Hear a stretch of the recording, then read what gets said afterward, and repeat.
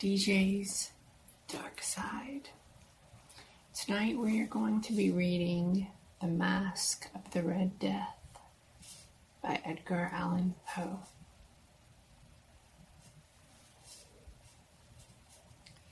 The Red Death had long devastated the country. No pestilence had ever been so fatal or so hideous. Blood was its avatar and its seal, the redness and the horror of blood. There were sharp pains and sudden dizziness, and then profuse bleeding at the pores with dissolution. The scarlet stains upon the body, and especially upon the face of the victim, were the pest ban which shut him out from the aid and from the sympathy of his fellow men. And the whole seizure, progress, and termination of the disease were the incidents of half an hour. But the Prince Prospero was happy and dauntless and sagacious. When his dominions were half depopulated, he summoned to his presence 1,000 hale and light-hearted friends from among the knights and dames of his court, and with these retired to the deep seclusion of one of his castellated abbeys. This was an extensive and magnificent structure, the creation of the prince's own eccentric yet august taste. A strong and lofty wall girdled it in. This wall had gates of iron. The courtiers, having entered, brought furnaces and massy hammers and welded the bolts. They resolved to leave means neither of ingress or egress to the sudden impulses of despair or of frenzy from within. The abbey was amply provisioned with such precautions the courtiers might bid defiance to contagion. The external world could take care of itself. In the meantime, it was folly to grieve or to think. The prince had provided all the appliances of pleasure. There were buffoons, there were improvisatori, there were ballet dancers, there were musicians, there was beauty, there was wine. All these and security were within. Without was the Red Death.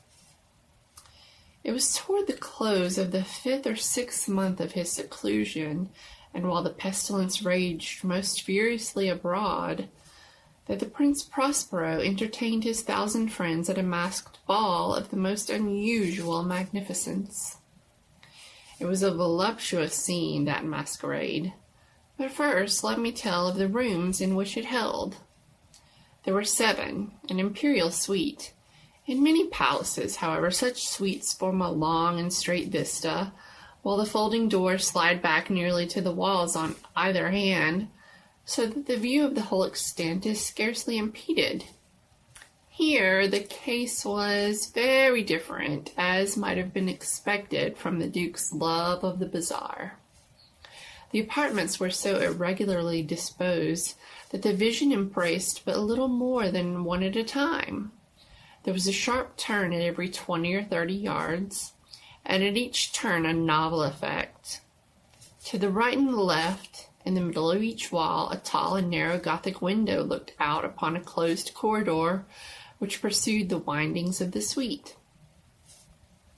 These windows were of stained glass whose color varied in accordance with the prevailing hue of the decorations of the chamber into which it opened. That at the eastern extremity was hung, for example, in blue, and vividly blue were its windows.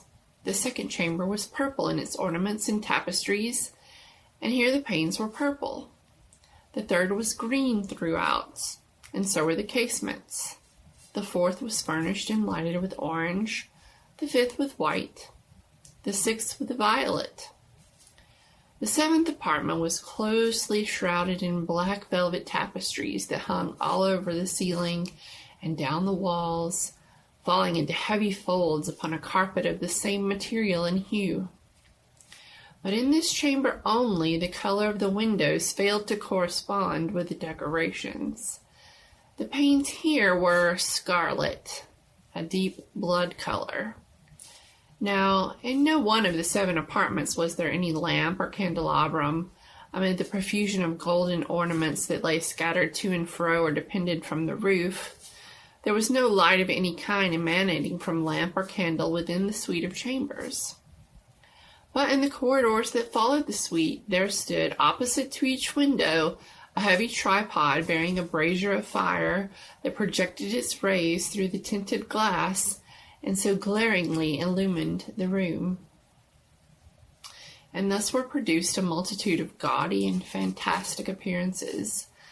But in the western or black chamber, the effect of the firelight that streamed upon the dark hangings through the blood-tinted panes was ghastly in the extreme, and produced so wild a look upon the countenance of those who entered, that there were few of the company bold enough to set foot within its precincts at all. It was in this apartment also that there stood against the western wall a gigantic clock of ebony.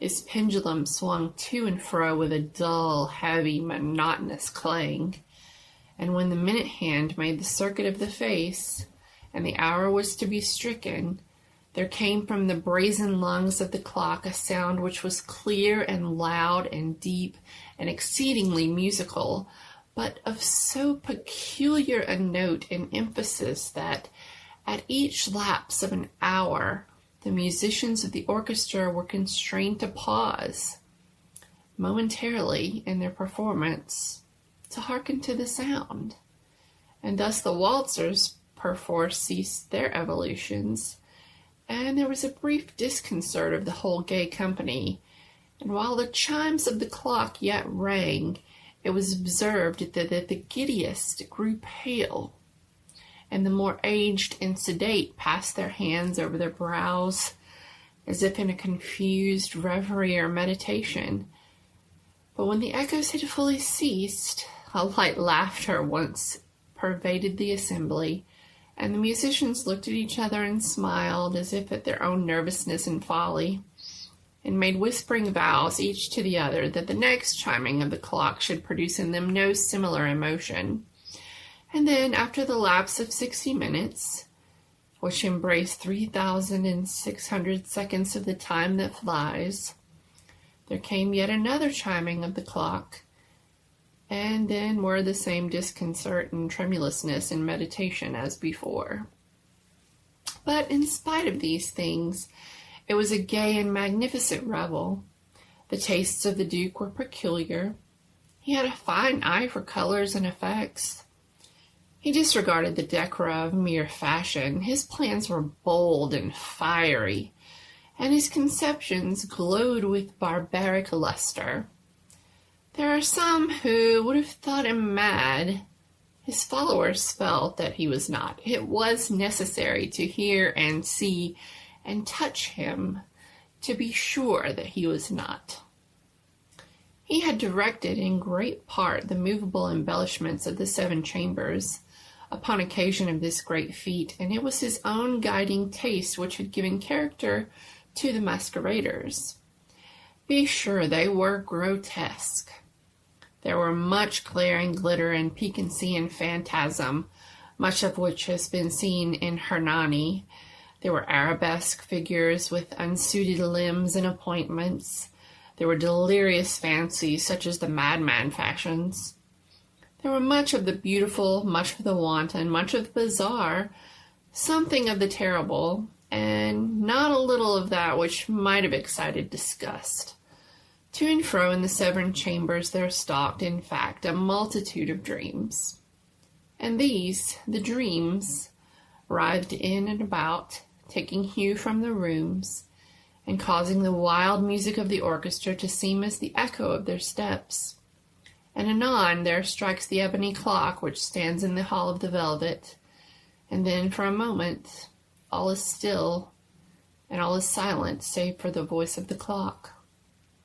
The dreams are stiff frozen as they stand, but the echoes of the chime die away. They have endured but an instant, and a light, half-subdued laughter floats after them as they depart.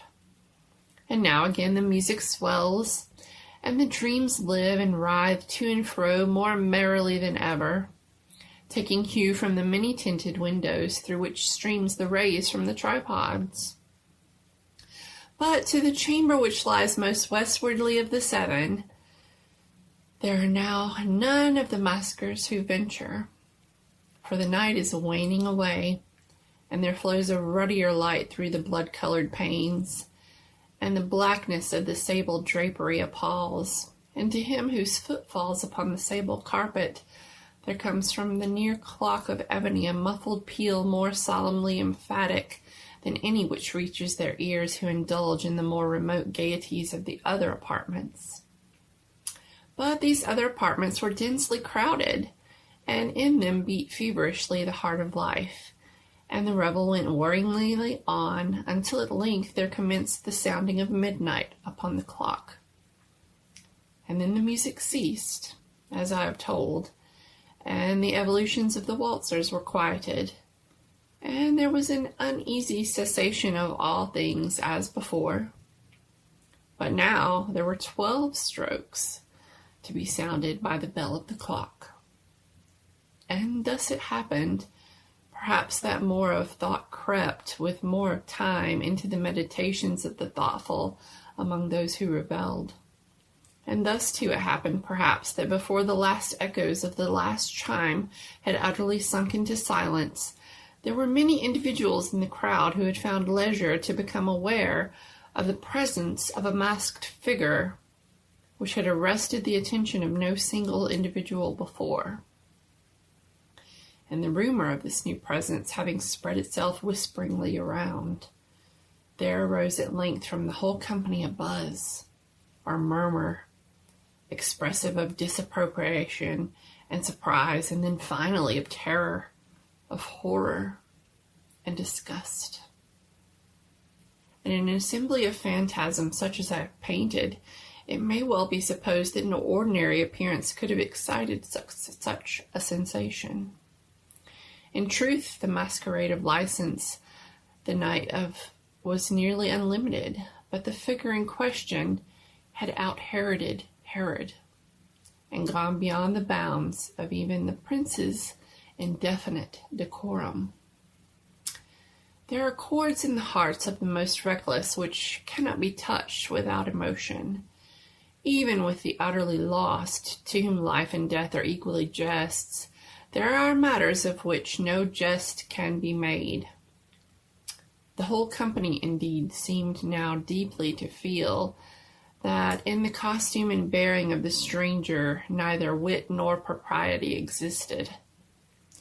The figure was tall and gaunt, and shrouded from head to foot in the habiliments of the grave.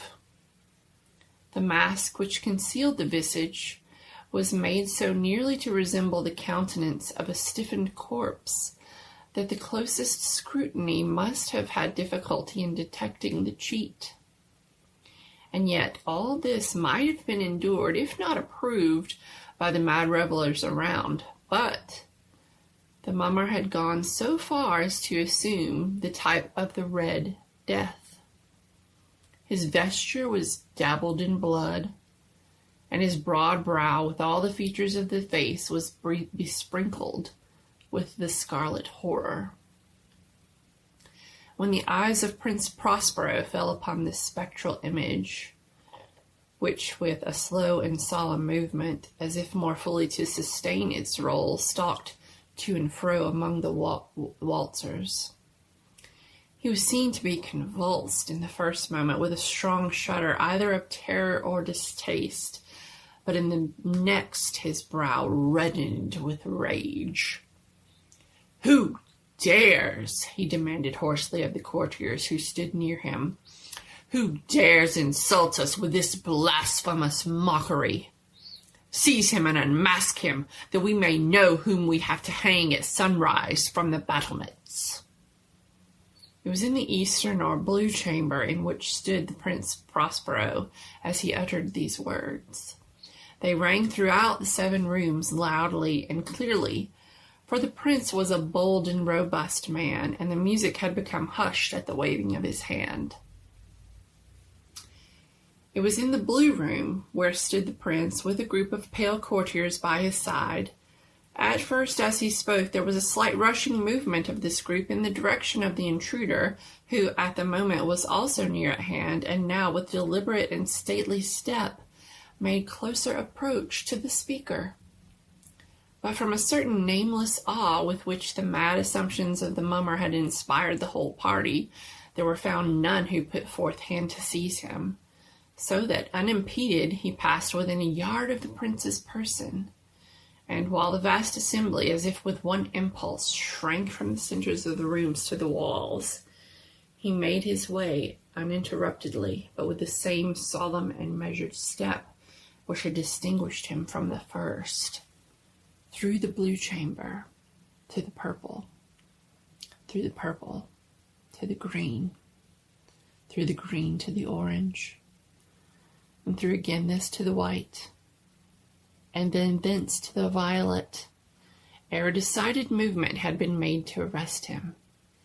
It was then, however, that the Prince Prospero, maddening with rage and the shame of his own momentary cowardice, rushed hurriedly through the 6 chambers, while none followed him on account of a deadly terror that had seized upon all.